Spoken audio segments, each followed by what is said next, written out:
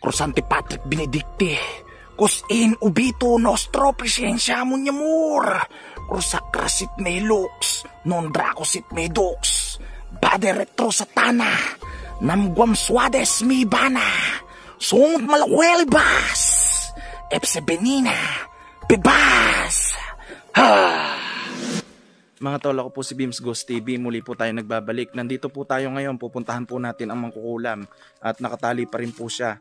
At yung kaibigan po natin na duwende, nagpapasalamat po ako dahil nakalaya na po siya sa sumpa po ng mangkukulam at sa sumpa po ng duwende. At nakawala na po siyang tuluyan sa bote. At ngayon po ay kasalukuyan po siya nagpapahinga. At andun na po siya sa kanyang pamilya na si ating pong kaibigan na Marie at anak niyang si kaibigan Jennifer. At ngayon po ay pinangako ko po sa kaibigan po natin na duwende, si kaibigan Jan, na gagawin po natin ang lahat para mapasuka po ang itim na mahika ng mangkukulam na ito. Mga tol, ito pa rin po yung mangkukulam, nakatali pa rin po ito. At sabi po ng kaibigan po natin na duwende ay may itim pa daw po ito na mahika na nananatili sa kanyang katawan. Kaya po ito ay ganyan pa rin yung attitude niya at hindi pa rin po siya nagbabago. Ngayon, iluwa mo ang mahika ng kadiliman. Pasensya ka na dahil mapipilitan ako na ipaluwa sa iyo yan. Umbadiktam, otiksam, si Paltum, si Bajum, Torkum. Napapasok ako! Lumayo ka sa akin! Itigil mo na to! Napapasok ako! Nasasaktan ka na pala. Bakit hindi mo pa iluwa ang itim na mahika? Hindi ko iluluwa to! Ngayon ay tikman mo ang tinataglay na dasal ng kabutihan. Kahit ito ay hindi ko babanggitin, ikaw ay madadarang sa apoy.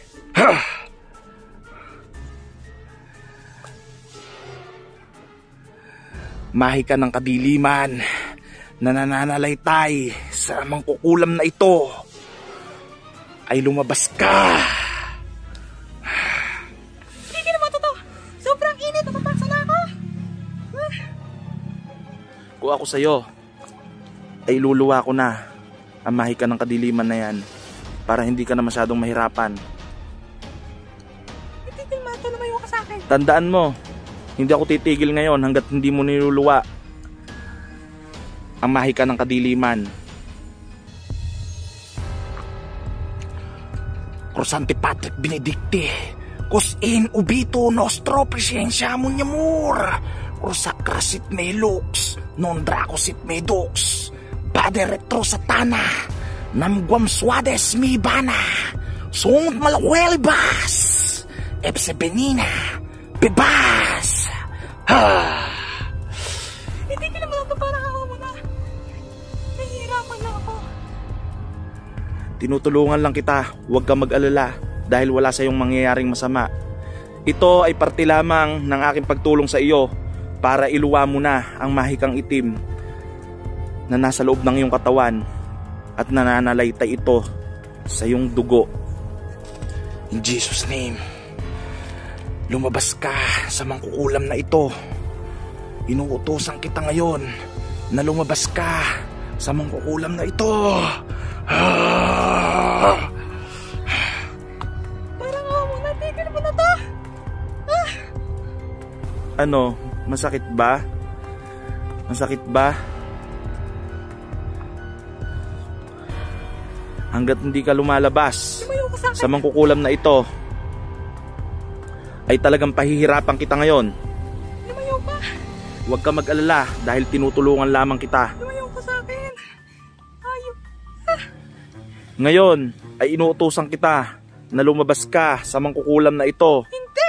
Ngayon ay inuutosan kita na lumabas ka sa mangkukulam na ito sa pamamagitan ng aking tahimik na pananampalataya. Lumabas ka sa mangkukulam na ito. Diablong nananatili. Lumabas ka ngayon din. Ayun, ayun.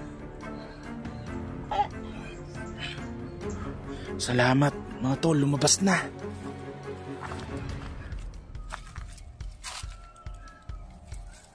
Lumabas na mga tol. Lumabas na mga tol. Hindi pwedeng hawakan to mga tol. Grabe. Grabe mga tol oh. Ayan oh. Gusto ko ng tubig. Init na ako. Ayan mga tol oh, nag-iba na po yung boses niya. Parang awa mo na. Ayan, nag-iba na yung boses mo dahil kinukontrol ka kanina ng Diablo na nakasanib sa'yo. Pero hindi pa tayo sigurado kung yan talaga yung tunay na boses niya. Ito lang pala mga tol, no? Yung nakapagpabago ng boses niya. Dahil kinukontrol siya ng Diablo. Susunugin natin to kasama yung manika mga tol, no? Ilalagay muna natin dito sa tabi. Ano yung sinasabi mo? Gusto ko ng tubig. Aanuhin mo yung tubig. Init na ako. Parang awa mo na. Bigyan mo ko ng tubig. Kung kanina mo pa kasi hiniluwa yung bertud o tinatawag na mahikang itim, eh di sana hindi ka napaso ng ganyan. Parang awa mo na. Salamat at nakalabas na sa'yo yung demonyo na nakapasok sa iyong katawan. Sige, Pakawalan mo na ako. normal dito. na po siya mga tol.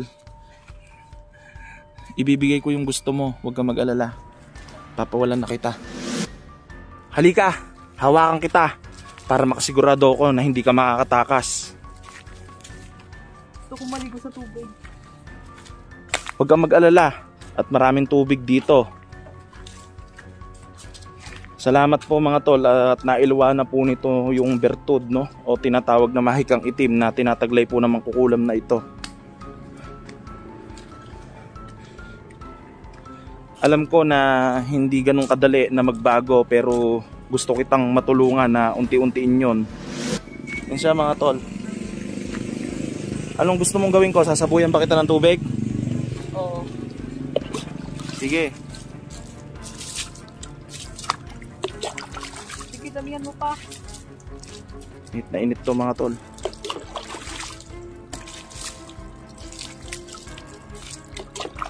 Ayan. Sige pa.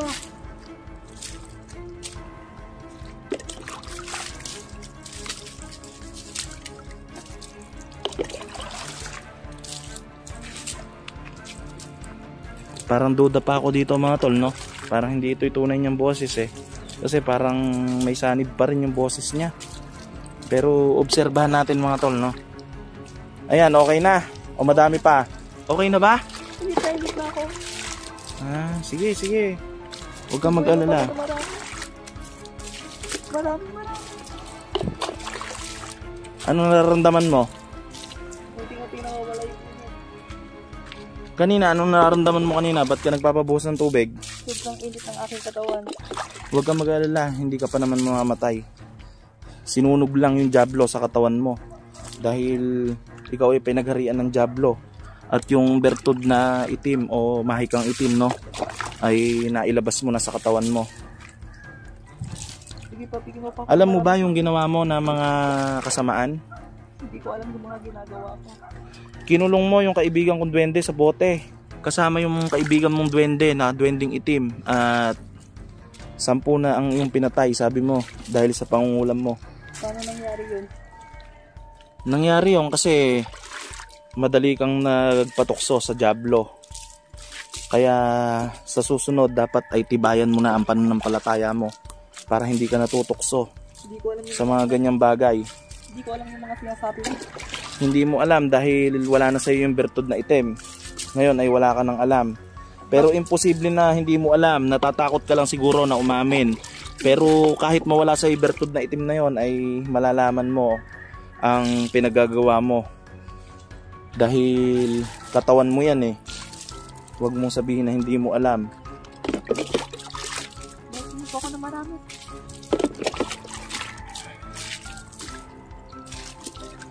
Yan, sisingaw na sa iyo yung init ngayon yan. Unti-unti na nasisingaw sa iyo yung init. Ayan mga tol, init na init po.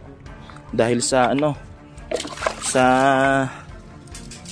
orasyon po kasi tinutulungan po natin para mailuwa po niya yung mahikang itim eh. At sa wakas po mga tol ay nagtagumpay po tayo. Susunod po mga tol ay susunugin po natin yung mga gamit po nilang manika at 2 na po yung nakuha natin na yun eh. Yung isa po sa kasamahan niya at Kakausapin ko to ng masinsinan yung mangkukulam na ito. Kakausapin kita ng masinsinan. Tutulungan kita na muling magbago. Pero ituro mo sa akin ang mga kasamahan mo na gumagawa ng kasamaan. Sige. Na mga nangunguha ng mga duwending puti para gawing pampaswerte. At may mga kaibigan na mga duwending itim na kagaya mo. Sige, sasabihin ko sa'yo. Siguraduhin mo lang ha. At kung lililing lang mo lang ako, ay talagang papahirapan kita. Pasalamat ka nga eh. Sinabi ng kaibigan kong duwende na huwag kang papatayin dahil hindi tama yun. Yun yung sabi niya. Pero kung yung mga nanonood sa akin, kung yun ang sinunod ko, ay sigurado baka wala ka na ngayon. Saka hindi naman din ako ganun kasamang tao para gawin sa'yo yun. Kaya ito yung napagpasyahan namin na tulungan ka.